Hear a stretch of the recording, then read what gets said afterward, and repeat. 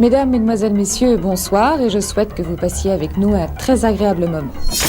Alors allons-y. Let's do it. I have good news for you. C'est le de la Formule Express. J'adore ça. Ah bon? Oh, fais pas chier. On essaye? Allez.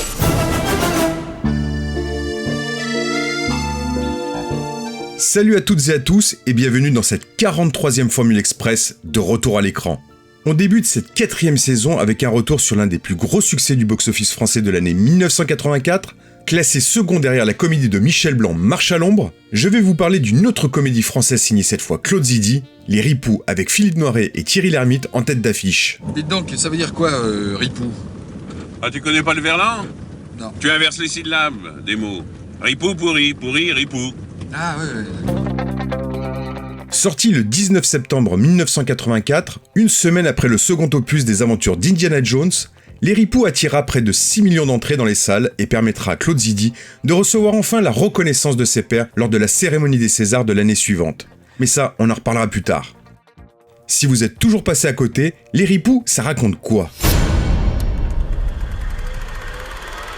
C'est l'histoire de deux flics particulièrement immondes. C'est-à-dire que moi, je suis plus ripou que lui, mais petit à petit, je l'amène à devenir autant, si ce n'est... Et comme souvent, l'élève dépasse le maître. L'inspecteur René Boiron, interprété par Noiret, parvient en effet petit à petit à entraîner le jeune flic incarné par Lhermitte dans des magouilles toujours plus grosses et surtout toujours plus dangereuses. On a les bœufs carottes au cul. L'IGS, Inspection Générale des Services, la police des polices, nous surveille. Pourquoi on dit bœuf carotte? Parce que quand ils t'attrapent, ils te laissent mitonner à petit feu. Va falloir la jouer fine, François. Retour en mai 1983. Claude Zidi s'offre une escapade au Festival de Cannes pour fêter le succès de Banzai, sorti quelques mois plus tôt et qui a cumulé près de 3 800 000 entrées dans l'Hexagone. Un soir, il dîne à l'hôtel Carlton avec sa femme et son ami le réalisateur Claude Barrois, à qui l'on doit notamment le polar musclé Le Bar du téléphone. Ce dernier vient accompagné par un certain Simon Michael, officier de la police judiciaire. Et qui, au cours du repas, parle de ripou. Je dis, ça veut dire quoi, ripou? C'est quoi un ripou? Bon, il me dit, ripou, dans la police, on appelle un ripou un mec, on le soupçonne de... Bon. Ah bon, pourquoi il y a des... Bah oui, on en connaît quelques-uns, on suppose que... Voilà, il me raconte 2-3 anecdotes. Et je lui dis, ça c'est mon prochain film. Et on va travailler tous les deux. Ça tombe bien, Simon Michael, passionné de cinéma, rêve d'écrire des histoires pour le grand écran et a déjà rédigé un premier synopsis autour de ces flics corrompus. Il avait cette idée de jeunes flics qui arrivent et qui se retrouvent en équipe avec un vieux flic ripou. T'as vu ça? Le salaire d'un mois d'un commissaire en quelques minutes. C'est pas beau, ça?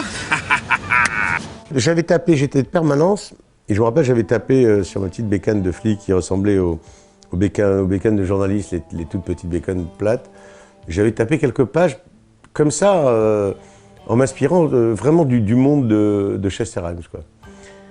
Et le concept lui a beaucoup plu et on est parti là-dessus. Les deux hommes partent s'isoler à Saint-Tropez pour écrire une première mouture du scénario. Une première mouture qui ne va pourtant satisfaire personne. On était parti dans une direction un peu burlesque. Et puis, on n'était pas satisfait. Et on a tout repris en...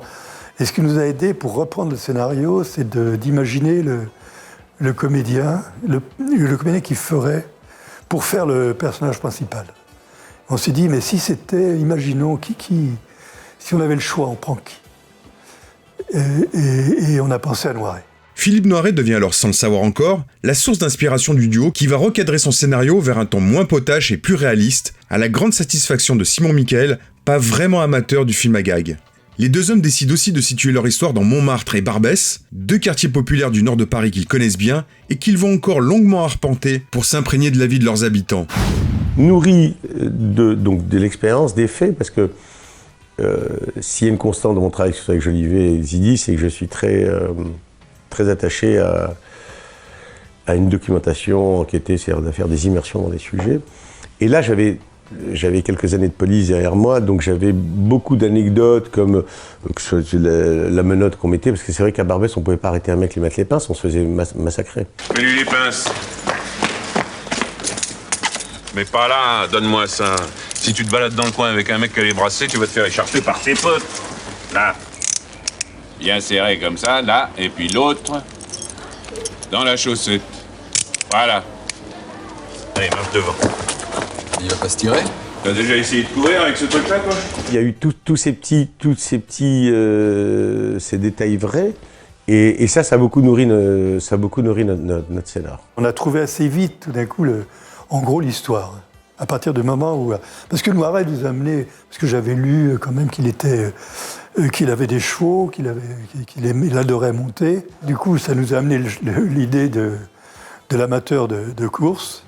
Et ça nous a obligés à travailler le personnage, son passé. Toujours avec Noiret en tête pour interpréter le rôle principal, les deux hommes sont rejoints par Didier Kaminka, un vieux complice de Zidi, pour dialoguer le film. Donc moi, j'ai fait un petit travail d'investigation pour choper le langage des flics. Parce que c'est un milieu que je ne connaissais pas. Donc je me suis infiltré un peu par l'intermédiaire d'un copain dans un milieu un peu interlope pour essayer d'attraper le langage des flics. Ah bon, tu veux arrêter quelqu'un? Ah bah dis donc, tu vas pouvoir faire un carton, hein? Tiens, la terrasse du café, là, trop longue d'1 mètre. Interdit, article R 38.7. Le clébard qui fait pas où on lui a dit de faire, au youf! Et les 2 mecs qui fument du hache dans le passage, là, interdit. Le commerçant qui affiche pas ses prix, interdit aussi. Alors tu descends et tu arrêtes tout le monde. Allô? Voiture 26 à autorité. Envoyez d'urgence 6 quarts de police, le nouveau a arrêté 250 personnes. Claude Zidi organise alors un dîner avec Philippe Noiret pour lui parler du scénario qui n'est encore à ce stade pas tout à fait terminé. Au grand soulagement du réalisateur qui avait presque tout misé sur la présence de Noiret au générique, l'acteur se montre intéressé par l'histoire et le personnage, mais ne s'engage pas immédiatement et répond à Zidi. Je ne vous dirai oui qu'après avoir lu. Donc on a terminé le scénario, je lui fais porter le scénario un soir, et il m'appelle le lendemain matin en me disant je le fais. Pour jouer le jeune flic qui donne la réplique à Philippe Noiret, Claude Zidi pense tout de suite à Thierry Lhermitte. Même s'ils ne viennent pas du même univers, le réalisateur jette son dévolu sur le comédien issu de la célèbre troupe du Splendide. Il fallait quelqu'un qui ait l'air très très honnête. Et Lhermitte, vraiment, il a un côté comme ça, franc du collier, si vous voulez, les yeux bleus, parce qu'il vient d'Épinal. La ligne 2 des Vosges, vous voyez, bon, il y avait tout ça. Et puis c'est un très bon comédien, donc c'était parfait, quoi. Si Noiret, formé au TNP, le Théâtre National Populaire dirigé par Jean Vilar, se montre un temps réticent de partager l'affiche avec un comédien issu du café-théâtre, il se laisse tout de même convaincre par Zidi que son choix est le bon. Et ton poulain? Oh, c'est un tocard. À part le Grand Prix des Incorruptibles, je vois pas ce qu'il peut gagner, celui-là. Oh, il n'y a même pas une semaine que tu l'as entre les mains. Je le sens pas. Simone, qu'est-ce que tu veux que je te dise? Je le sens pas. J'ai pas confiance en lui. Pour accompagner le duo, Claude Zidi fait appel à Grâce de Capitani, déjà présente dans Les Soudois en vacances du même Zidi. On retrouve également Julien Guillaumard, autre habitué des plateaux du réalisateur, la reine de la nuit parisienne Régine, et un acteur au physique atypique, Michel Crémades, que le cinéaste a remarqué au cinéma dans une pub pour Darty. Tu veux savoir pourquoi t'as mis une demi-seconde de plus que moi à écarter le pan de ta veste? Parce que moi, je l'ai lesté avec du plomb. Tu vois, mon petit pote, si tu veux éviter d'avoir du plomb là-dedans, t'en mets là. Comme à son habitude, Philippe Noiret prépare son rôle avec beaucoup de sérieux et de précision, jusque dans le choix de son costume. Il a imaginé son personnage et il a... un personnage, c'est souvent un costume. Il a fait trouver par son habilleuse une veste en cuir de l'EDF des années 50. Il a trouvé le pull camionneur aussi, avec la fermeture éclair qui était totalement démodé à l'époque. Et ainsi de suite, il s'est créé d'un genre physique, et puis la moustache, vous voyez, physiquement le personnage. Il m'a demandé une chose, il m'a dit, excuse-moi Claude, mais j'aimerais garder mes chaussures. Parce que là, je lui dis, écoute, je suis vraiment... je sais qu'elles viennent de chez une grande maison et qu'elles sont faites sur mesure, parce qu'il était très élégant. Ouais. Mais on ne verra pas que ce sont... voilà, tu peux garder-les. Le tournage débute le 13 février 1984 dans le nord de Paris et le courant passe immédiatement entre Noiret et l'Ermite malgré les craintes du premier. Vous savez, le contact entre deux comédiens se fait très vite, ou il se fait pas. La première prise, ils se sentent. Voilà, et puis ça s'est très bien passé. Mais ils ont joué l'un en face de l'autre. Et puis ça se passe dans le regard, dans la réplique, dans le jeu. Et là, ok, d'accord, ça va. Aucun problème avec lui, tout va bien. Didier Caminca se souvient également de la manière de travailler des deux hommes. Noiret était quelqu'un des premières prises. Et Thierry aussi. Donc c'est une chance. Et après, tendance à se mécaniser, comme chez beaucoup d'acteurs. Hein. Ce qui est compliqué, c'est si vous avez un acteur qui est bon dans les premières prises, qui joue avec un acteur qui est bon à partir de la 10e prise. Là, c'est compliqué. Mais quand il y a deux acteurs qui ont un peu l'instinct plus le talent, ça va très vite. Simon Michael assiste lui aussi à ce premier jour de tournage pour voir son histoire prendre vie. Claude m'a invité le premier jour. Et le premier jour, j'ai vu René Boiron, et pas Philippe Noiret, qui descendait l'escalier parce que Thierry Lhermitte venait lui dire « J'arrive pas à trouver une chambre d'hôtel ». Eh ben voilà, 2 buts, un interdit de séjour, 3 chambres de libre. J'arrive sur le tournage et je vois descendre Noiret, qui est quand même le mec le mieux sapé de France. C'est Berluti, John Love, c'est John Love et les Tweed et tout. Et avec son truc, et c'est le personnage, quoi. C'était éblouissant. Tourner dans certains quartiers du nord de la capitale pouvait laisser craindre des tensions. Mais la présence de l'équipe de Zidi ne vient finalement pas perturber les habitudes des habitants du 18e arrondissement. Bon, ça s'est vraiment très bien passé. C'était étonnant d'ailleurs, parce que il y avait ce qu'on appelle le marché aux voleurs. L'autre côté de la rue, des boulevards. Nous, on tournait sous le métro aérien. Alors, donc, on avait installé un petit étalage, quoi. Avec des lunettes, Bon, évidemment, on nous piquait les lunettes. Pouf. Bon, on allait les racheter de l'autre côté, quoi. Et le bonneto, par exemple, le coup du bonneto. Mais ce qui est extraordinaire, c'est que personne ne réalisait. Mais il y avait des figurants à nous. Mais moi, je dis, laissez passer tout le monde, c'est pas grave. Faites vos jeux, messieurs, faites vos jeux. Le 5, c'est gagné. Non, c'est moi qui ai joué le 5. C'est moi qui ai joué le 5. Non, c'est moi qui a joué le 5, je suis témoin. Il n'y avait pas de haut-parleur pour hurler, attention, on tourne, etc. Et quand Noiret et l'Ermite jouent au bonneto, on a vu des types arriver qui les écartaient pour jouer. Alors qu'il y a la caméra et 3 projecteurs. Extraordinaire. Le tournage dure 2 mois tout rond pour s'achever le 13 avril 1984. Pas d'accro pendant ces 2 mois qui se sont déroulés dans une très bonne ambiance. Nicole Sommier, qui a déjà monté les 4 précédents films de Zidi, se charge de mettre en forme le film. Elle a pourtant quelques craintes quand elle visionne les rushs.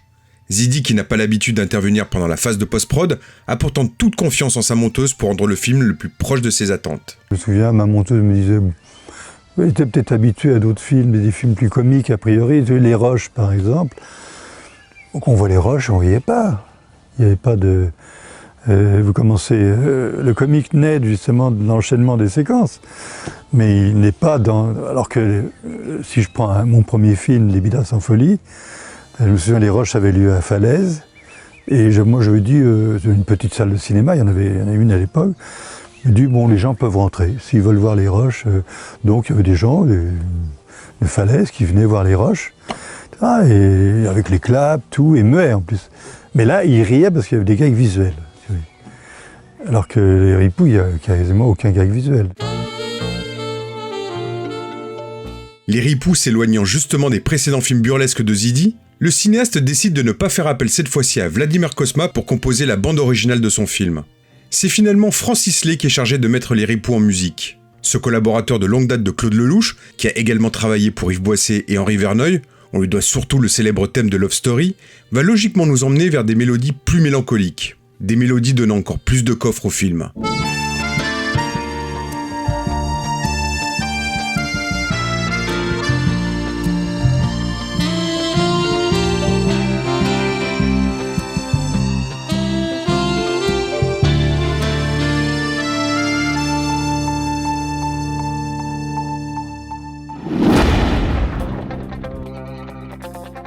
Les Ripoux sort le 19 septembre 1984 et surprise, les critiques sont plutôt conquis par le film de Zidi.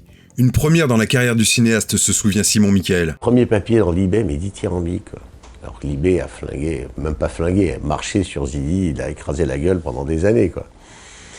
Et Claude était très sceptique, parce que, bon, vieillet d'âge, quoi. Si t'as un bon papier dans les cahiers, dans Télérama, c'est que le film va se planter, quoi. On connaît la musique, et surtout pour Zidi. Mais c'est vrai que Claude s'était fait tellement cracher dessus qu'il avait une distance par rapport à ça. Et justement, le film démarre mollement dans les salles. Didier Caminca est avec Claude Zidi quand les chiffres du premier jour tombent. Le premier jour des Ripoux, on dînait ensemble, Noiret, Claude, Peset, donc les distributeurs, et le chiffre tombe à minuit, 10 000 entrées, ou même peut-être un peu moins de 10 000 entrées, alors qu'on faisait 40 000 avec Banzai le premier jour Paris, 30 et quelques mille avec les Soudoués. Mais le distributeur du film, Jacques Peset, président de AMLF, se veut résolument optimiste. Il me dit Claude, ouais, les chiffres sont moyens, parce qu'il y avait 4 films qui étaient sortis ce jour-là, qui avaient fait la même chose, à peu près dans les 11-12 000. Mais on en reparle dans quelques semaines. Je lui dis, mais pourquoi vous me dites ça? D'après, pourquoi vous avez... Qu'est-ce qui vous fait dire ça? Il me dit, écoutez, j'ai téléphoné à des directeurs de salles. Puis à l'époque, ce n'était pas encore les multisalles, si vous voulez. C'est-à-dire, le directeur était en contact avec les clients. Les clients sortaient du film et disaient au directeur de la salle, formidable, j'irai le revoir. Vous voyez, il y avait très vite un écho. Comme ça, il me dit, on en reparle. Effectivement, on en a reparlé. Quelques semaines plus tard, on en a reparlé. Oui. En effet, bénéficiant d'un bouche à oreille plus que favorable, les Ripoux voient la courbe de ses entrées en constante progression, semaine après semaine.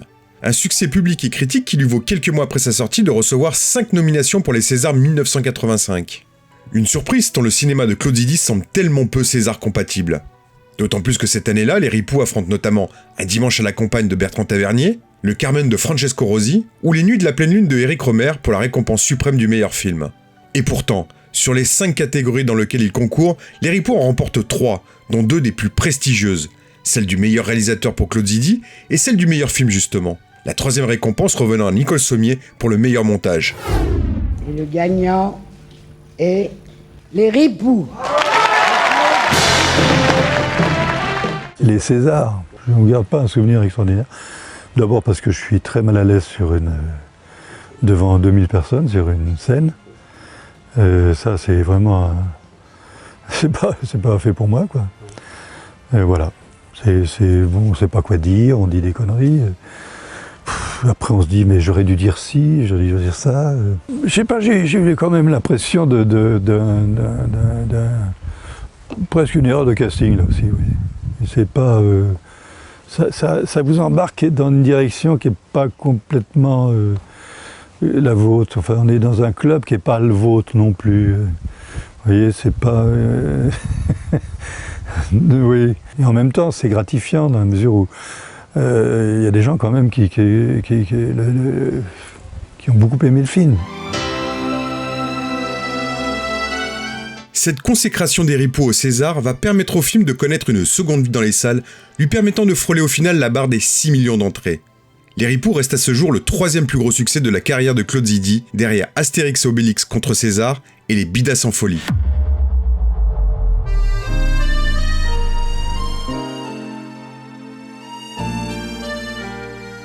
Les Ripoux connaîtra 2 suites. La première sortira presque 6 ans plus tard, en 1990. Une suite qui a vu le jour dans des circonstances un peu particulières. Claude Zidi et Simon Michael pensaient en effet en faire plutôt une série pour la télévision. Les 2 hommes avaient même écrit les 6 premiers épisodes. Mais devant les multiples refus essuyés par le duo face aux producteurs de série, pas convaincus du bien fondé de cette idée, Zidi et Michael décident finalement d'adapter leur premier épisode pour le cinéma. Pathé faisant de son côté le forcing auprès de Zidi pour sortir une suite sur le grand écran. Bon bah alors allez-y, commandez. Non merci, j'ai déjà déjeuné. T'as trouvé une cantine moins chère qu'ici? J'en ai marre de manger à l'œil. Ah. Moi aussi, à ton âge, j'ai eu une crise mystique. Un passage à vide. René, je suis encore jeune, la magouille, je peux plus. Je veux faire honnêtement un métier honnête. Tu veux quitter la police? Non. Et si j'ai des enfants, je veux qu'ils puissent être fiers de leur père. C'est marrant, j'ai plus faim. Ripou contre Ripou sort le 7 février 1990, et s'il n'atteint pas les scores du premier opus, il frôle tout de même la barre des 3 millions d'entrées. Il faudra attendre 13 ans supplémentaires pour voir le troisième et dernier épisode de ce qui devient la saga Ripou. Un ultime épisode, il faut l'avouer, pas bien fameux, dans lequel Noiret et l'ermite sont rejoints par Laurent Deutsch. Le public ne s'y trompe pas. Ripou 3 ne remplit pas les salles et finit sa carrière à un peu plus de 800 000 entrées. Est-ce qu'un jour t'arrêteras de me foutre dans la merde? On s'en est toujours sorti, mon François. Je vais te tuer. Police, tu bouges plus. Mais t'es con, arrête! Ah bah oui, une bastos. Dans le gras, comme au bon vieux temps. Tu sais qu'à la 10e, t'as droit à un très beau nounours en peluche, hein? C'est parti. Ah merde, elle est où la marche arrière? La prochaine fois, tire une automatique. Je suis pas flic depuis 24 heures que me v'là voyou. Moi, je pourrais jamais vivre avec un voyou. Puis tu me rappelles un bourrin. Java des faubourgs, un tocard, comme toi. T'es trop con, toi! Flic est con. Ça s'appelle un pléonasme. Ripou un jour. On se bouche les oreilles et on ouvre la bouche. Ripou toujours, hein.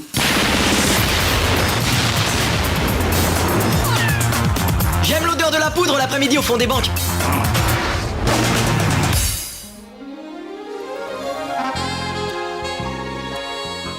En 2010 revient l'idée de faire des Ripoux une série pour la télévision. TF1 se montre en effet intéressé par l'idée. Claude Zidi et son fils Julien écrivent un pilote qui sera tourné par leurs soins avec un nouveau casting.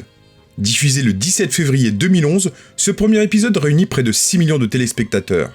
Mais malgré ce succès, TF1 ne commandera pas de nouvel épisode.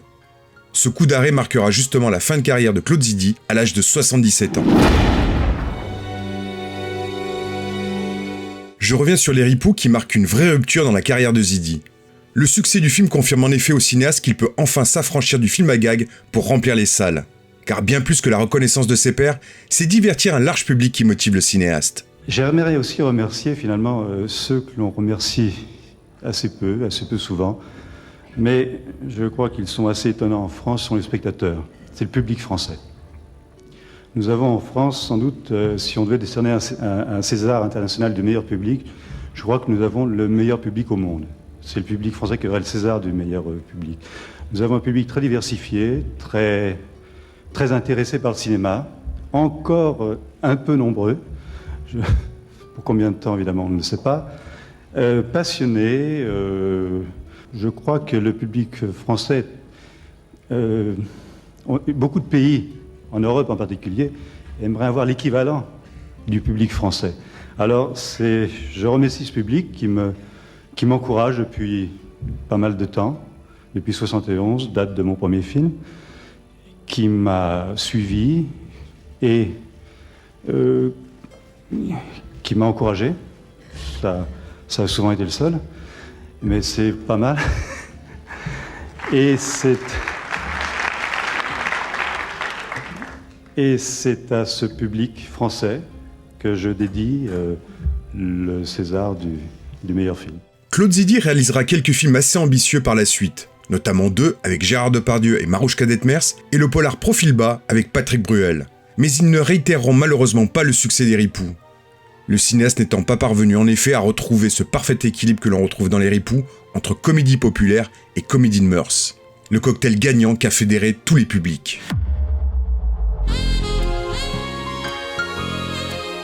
Voilà, c'est la fin de cet épisode consacré aux Ripoux.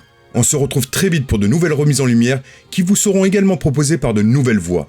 En effet, pour cette 4e saison, la team Retour à l'écran s'élargit et a le plaisir d'accueillir Adrien, Thibaut, Eric et Arthur qui viendront vous raconter de nouvelles histoires de films et de cinéastes plus ou moins oubliés. En attendant, tous nos précédents épisodes sont toujours disponibles à l'écoute sur notre site retouralécran.fr, sur YouTube et sur les meilleures plateformes de podcast et de streaming musical. C'était Max pour les Ripoux, à très bientôt. Si je devais résumer ma vie aujourd'hui avec vous, je dirais que c'est d'abord des rencontres. C'est vrai que je ne vis que pour le cinéma. Pour être aimé, il faut être aimable. Vous voulez un chocolat? C'était pas ma guerre. Back in full force. Quelle est votre devise? Je m'appelle Bond. James Bond.